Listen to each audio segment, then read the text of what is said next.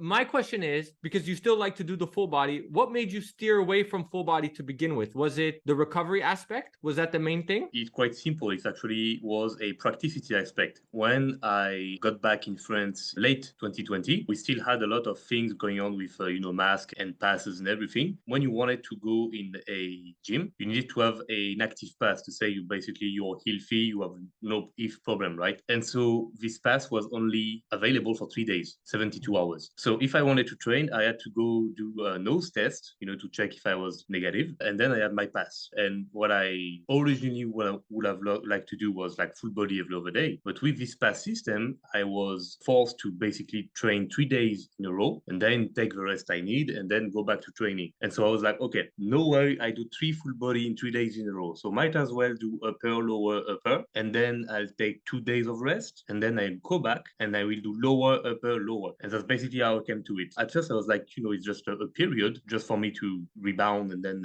I'll go back to full body. But actually, I immediately noticed that the little lower frequency and slightly lower volume, or should I say the higher focus I had to have in every session, was extremely beneficial for me. No workout would last longer than 2 hours. So I was not as drained for when I was doing full bodies that were 3 hours, 3 hours and a half. And also I had time now when I was doing my legs to actually do everything I needed for my knees because I had just had a knee surgery. So it just worked. And I was like, you know what? Even when this past stuff and everything was like, okay, it's good, we are go back to normal now, I just kept with that. At first I was doing 3 days in a row, then it was 2 days in a row. And I was like, you know what? I'm going to do every other day. I missed full body and I was like, might as well just add a full body to do everything I can't really do on this upper lower just because I want to. No real reason. I just want to have like this specific exercise and this one. And I just missed training full body and that's that. That's basically how it came to be. It was just practicity aspect. Ah, I see. Okay. And you mentioned that the workouts now take about 2 hours instead of 3 or 4. Do you find that, because you also take a day in between of rest, that's important, right? But do you find that that's more beneficial as far as recovery for you? I'm curious.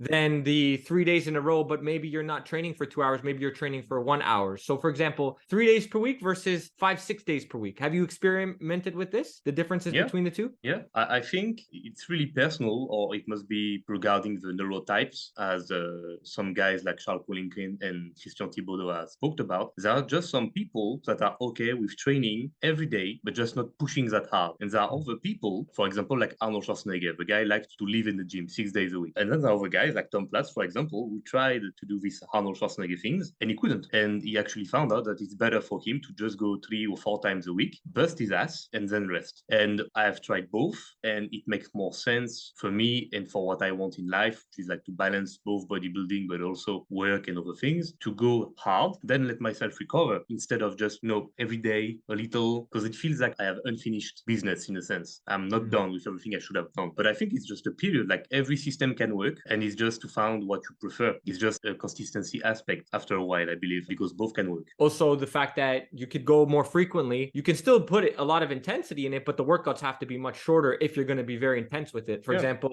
if you went, like you said, 5-6 days a week and you wanted to do really high effort type training, you might only be able to handle, say, 30 or 40 minutes instead of 2 hours that you would do 3 times per week because you have more recovery between the sessions. I've experimented with both as well. It is a matter of preference too. And like you said, life balance, I think that's important. I think when people get a little bit too ambitious, they start to do these 2-hour workouts 6 days per week. I think that's where, like you mentioned, where you have like Arnold Schwarzenegger, which was a different category anyways, because we're talking about enhanced now, but where it's not only taking away potentially from life, but also what's the goal here? Like, are you trying to win a Mr. Olympia? Like those are things you have to ask yourself as well, right? Totally, yeah. And then there is also the practicity aspect. You go to the gym every day, you have to wash your gym clothes every day. So it's a lot of washing machines. You have to meal prep every day. So it's a lot of meal prep. And it's not a problem. Yeah, I'm not saying that it's like, oh, it's too hard, but it's just that if you're going for Mr. Olympia, you better do it. If you're not, right? Why?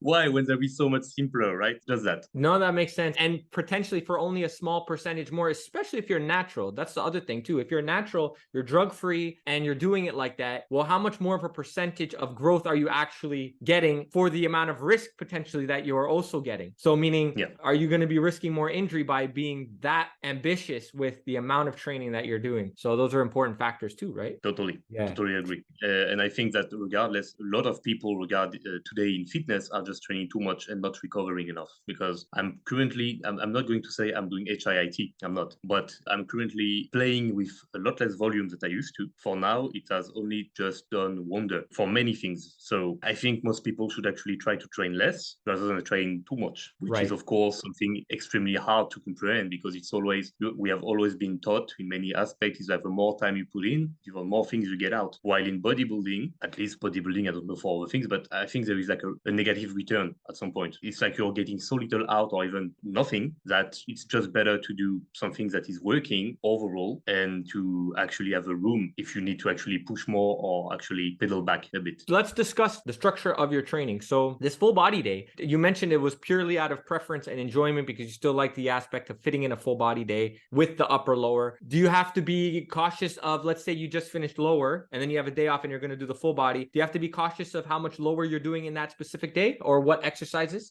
Well, it's quite simple. For my full body, I just have 2 or 3 lower exercises. I have heavy Bulgarian split squat in the Smith machine. I have a machine hip thrust. I have gym pin now, so I can really overload as much as I want. And I will either do back extension or some stuff for the hips, maybe seated hip abduction. That's basically what I'm going to do in a full body. But most of the time, I just do Bulgarian split squat and I destroy myself, and then I do hip thrust, and I'm done. I'm currently doing the Bulgarian split squat with 3 plates, and the hip thrust I am with 7 plates. So it's more than enough for me, especially after a lot of upper exercise. There is also the fact that I grow pretty easily lower body wise, or at least because I'm not that tall. I think that shape wise, it's really easy for me to like look extra bulgy and big from the lower body rather than the upper. So you mentioned you're not necessarily doing high intensity training, but you do push yourself and you're in the gym for quite a bit. So talk about how you implement training to failure and if that's something you do regularly. Yes, what I do is I do this positive failure or form failure. When I cannot keep going with the exact same form, when it really starts to be something else that what I want to work,